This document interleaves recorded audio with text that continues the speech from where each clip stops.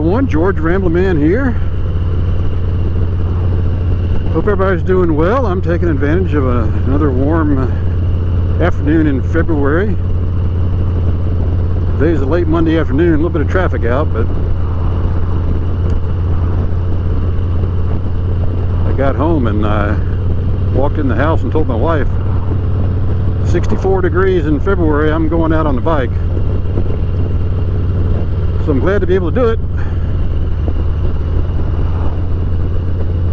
Got a couple topics for today's vlog. Number one, I'm going to tell you a little story. I was at the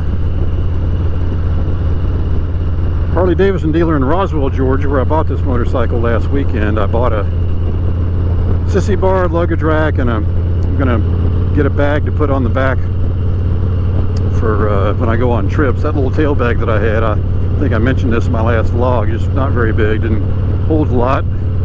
Can't really take it on and off the bike very easily, and so you know, before I start going on any trips this year, I'm gonna just bite the bullet and get this sissy bar and get a bag that I can attach to that. I had to order the sissy bar and luggage rack, and it's not in yet, but went to the Harley dealer to do it. And as I was leaving, I was walking over to my motorcycle, and this guy walks up to me and he says, can I ask you a question? I said, sure. And he says, are you George Ramblin' Man? I said, well, yes I am.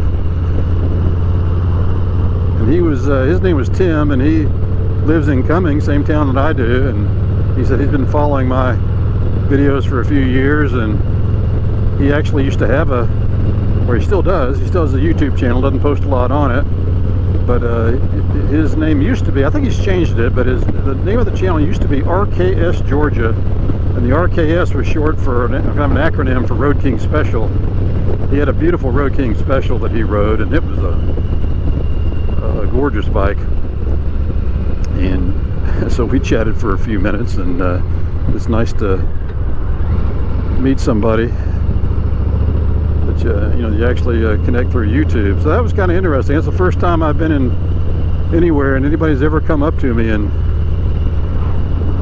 recognized me. And you know, I don't put my face on the videos very much, but I guess he might have recognized my helmet sitting on my bike, because it's kind of a unique helmet with the Rye symbol on top and the American flag. It's kind of a helmet you don't see every day, and maybe that's where he saw that in the motorcycle and just thought it might be me. So Tim, I don't know if you're watching this video or not, but it was really nice to meet you, and we should get together and ride. He actually traded his Road King Special in and bought him a Lowrider ST. He bought it last fall, and it's in that gunship gray color. It's really beautiful. He's done a few mods to it, but he said he really loves that motorcycle, and I do too. That's a nice bike. I'm not really a big, huge fan of fairings, but the fairing on that bike is, you know, a lot smaller and, you know, not as big as the street glides and road glides. So very nice looking motorcycle, and hopefully maybe Tim and I can get together and ride sometime.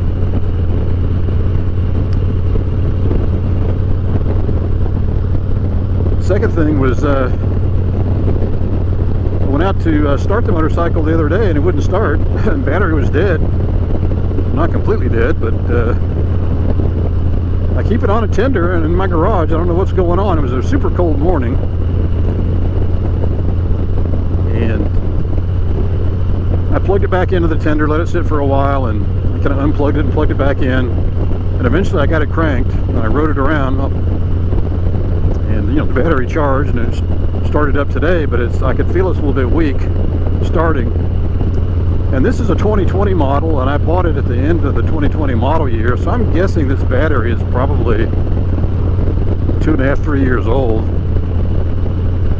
And it looks like I'm going to have to get a new one. I'm definitely going to get a new one before I end up with a dead battery out on a trip someplace. So I'll be taking the bike in for its 10,000 mile service probably in March or April before I do any long distance trips, and I'll probably just go ahead and get a new battery. So what's the experience that you guys have with the life of the batteries on your motorcycle, especially if you have a late model Heritage like I do? Kind of wondering if these heated grips might have lowered the battery life somewhat or shortened it. I don't use them all that often, but I had to have them on today. It's only in the 60s, but it's still nice to have a nice warm hand grip. That's one mod I've done to the bike I don't regret at all. These are really nice. It cost me a little bit of money, but in the cooler parts of the year, it is really nice to have a nice warm hand grip and have your hands not become completely frozen. That's the one thing about bikes with no windshields, or even just a windshield, or your hands are out in the airstream and they can get pretty cold.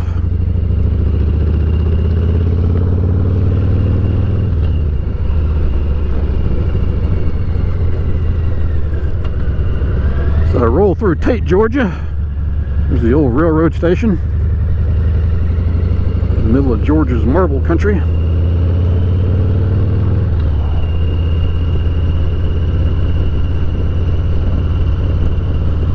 I want to say thanks to everyone who sent me good wishes on my upcoming retirement, and which was the topic of my last vlog, and a lot of kind comments, and a lot of guys who've been retired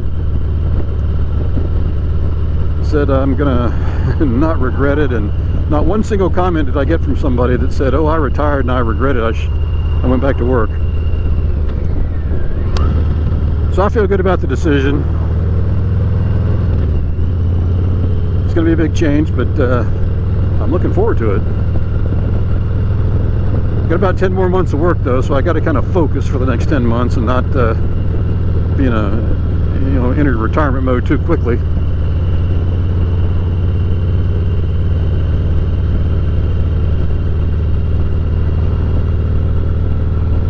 Alright, that's about it for me. Just out enjoying a nice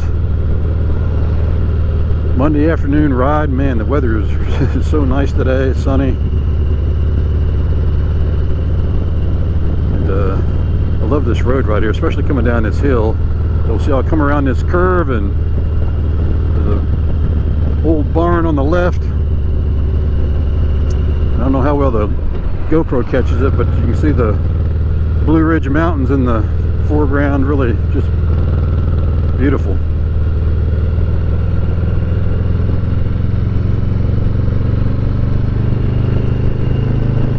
Alright everybody, spread sunshine wherever you go this week. This is George, your Ramble Man. So long everybody.